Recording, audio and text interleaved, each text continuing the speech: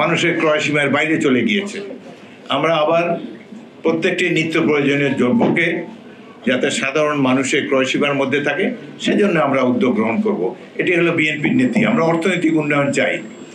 আরেকটি হলো যারা লুটেরা বাংলাদেশকে ফোকলা করে দিয়েছে, অর্থনীতিকে, যারা হাজার হাজার কোটি টাকা লুণ্ঠন করে বিদেশে পাঠিয়েছে।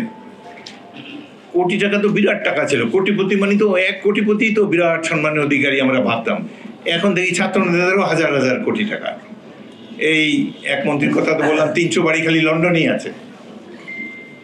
প্রধানমন্ত্রীর অবৈধ প্রধানমন্ত্রী, বিনা ভোটের প্রধানমন্ত্রীর পিয়নেরও 400 কোটি টাকা। পিয়নও হেলিকপ্টারে চড়ে, আমরা যাবো কোথায়? আমরা তো লঞ্চে যাই এখনো।